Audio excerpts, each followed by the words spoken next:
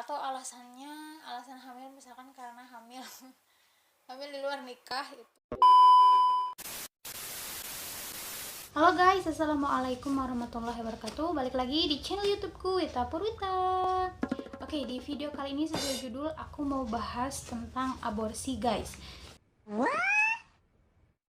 Oke guys, jadi aborsi itu adalah suatu pemberhentian kehamilan gitu ya dengan upaya medis. Nah, di sini aku mau bahas jadi gimana sih caranya kita mau melakukan aborsi, terus alasan-alasan apa aja yang akan diterima oleh tenaga medis apabila kita ingin melakukan aborsi guys.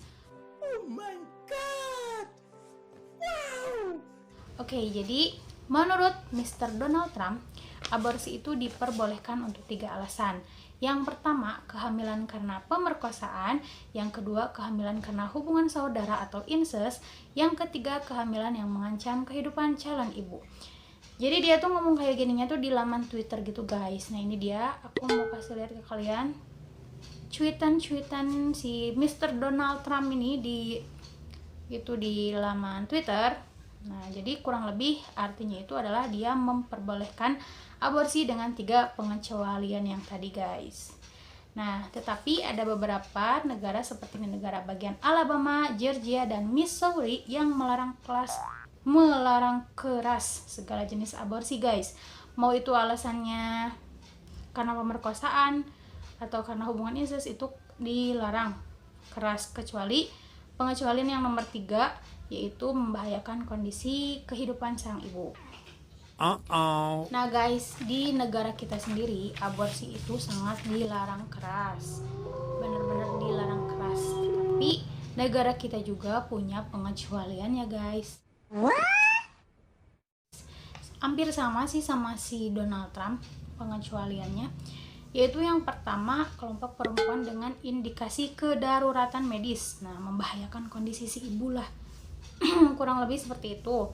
Jadi dideteksi dari usia kehamilan dini bahwa si ibu ini tuh kalau misalkan melanjutkan kehamilan akan membahayakan kehidupan si ibu, kondisi medisnya si ibu. Jadi mau tidak mau dokter harus mengeluarkan si janin. Nah gitu. Untuk yang nomor 2-nya, kelompok perempuan yang hamil akibat pemerkosaan. Karena akibat kehamilan dari pemerkosaan khawatir menyebabkan trauma psikologis. Nah guys, jadi kalau misalkan kalian amit-amit ya, kalau misalkan ada gitu cewek yang habis diperkosa terus hamil, nah dia tuh punya kesempatan untuk menggugurkan atau mengaborsi si kandungannya, tapi dengan syarat, ada syaratnya juga guys, yaitu harus ada visum dan surat dari keterangan ahli. Nah, si visum ini tuh digunakan untuk menyatakan kesesuaian usia kehamilan dengan kejadian pemerkosaan. Sementara surat keterangan ahli didapat dari penyidik, psikolog, dokter, dan pekerja sosial.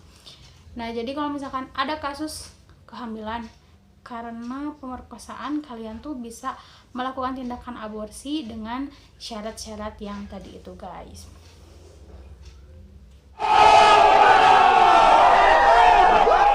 Oke, sekarang kita masuk ke bagian cara aborsi itu sendiri ya guys. Hal pertama yang akan dilakukan adalah mengetahui usia kehamilan.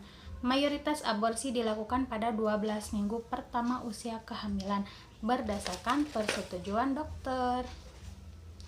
Dikutip dari Ikatan Dokter Anak Indonesia, prosedur ini juga biasanya dilakukan sebelum kehamilan berusia 20 minggu atau saat berat janin masih kurang dari 500 gram. Oke guys, apa yang harus diperhatikan sebelum melakukan aborsi? 1. Evaluasi riwayat kesehatan secara keseluruhan. Jadi maksudnya itu kondisi si ibu itu harus benar-benar sedang sehat.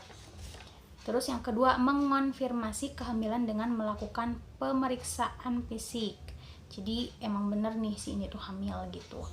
Terus yang ketiga, USG kehamilan. Yang keempat, menjelaskan proses serta prosedur dan kemungkinan resiko. Jadi si aborsi ini tuh sebelum melakukan aborsi, si tenaga ahlinya itu harus menjelaskan bagaimana prosedur sama resiko-resiko dari aborsi itu tersebut.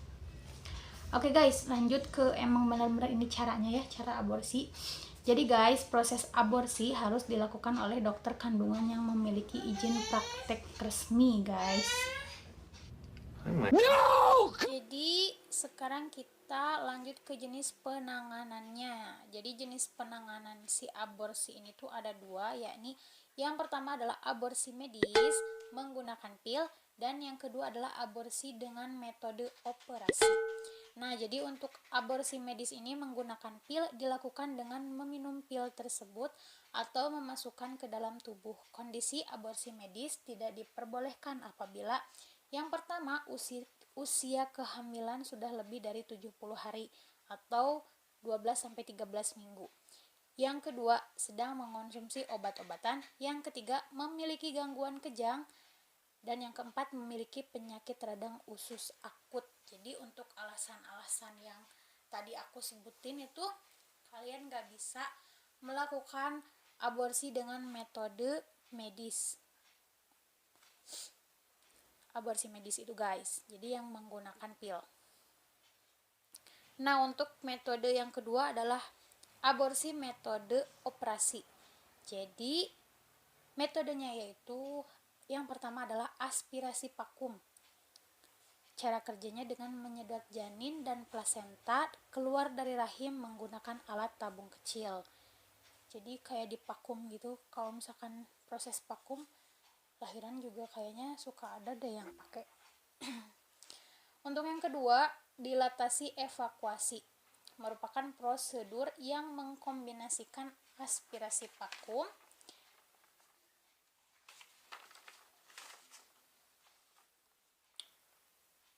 forcep atau alat penjepit khusus, dan dilatasi kuret.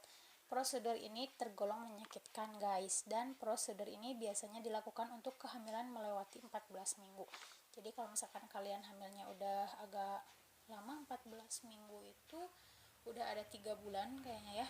Kalau misalkan hamilnya udah 3 bulan dan kalian itu misalkan terdeteksi oleh dokter kehamilannya berbahaya atau ada alasan-alasan tertentu, kalian diperbolehkan untuk melakukan aborsi. Nah, jadi kalian pasti disarankan untuk melakukan aborsi dengan metode operasi itu guys. Dan karena kehamilannya itu udah lumayan besar mungkin.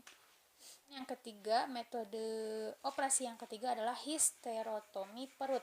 Ini merupakan metode aborsi yang termasuk ke dalam operasi besar karena memerlukan sayatan di perut untuk mengeluarkan janin dari rahim. Nah guys, jadi itu dia alasan-alasan yang akan diterima oleh tenaga medis ketika kita ingin melakukan aborsi, dan syarat apa aja yang harus kalian penuhi kalau misalkan kalian pengen melakukan tindakan aborsi. Kalau misalkan kalian tidak memiliki alasan-alasan tertentu atau alasan hamil, misalkan karena hamil di luar nikah, itu mungkin gak akan bisa dapat persetujuan medis, atau kalian mungkin kalau misalkan ketahuan melakukan tindakan seperti itu akan ditindak pidana guys. Jadi karena di negara kita ini tuh hal seperti aborsi sangat dilegalkan, tidak diperbolehkan lah, sangat ilegal gitu guys. Oke guys, itu dia pembahasannya. Mohon maaf apabila banyak kekurangan. Mudah-mudahan kalian sedikit lebihnya bisa paham tentang apa itu yang namanya aborsi, apa aja alasan yang diperbolehkan apabila kita ingin melakukan aborsi, dan cara aborsi tersebut. Nah guys, jangan lupa kalian tekan tombol subscribe dan like, juga komen apabila kalian ingin mengomentari video aku. Kurang lebihnya aku ucapkan mohon maaf karena aku masih banyak belajar. Mohon maaf, pokoknya jangan lupa kalian terus dukung channel YouTube aku agar semakin berkembang, agar aku makin semangat bikin konten.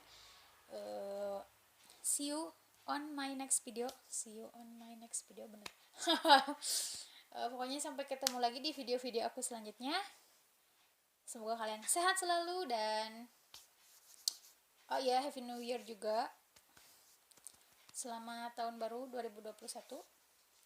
Sampai ketemu lagi di video-video aku selanjutnya. Bye bye. Wassalamualaikum warahmatullahi wabarakatuh.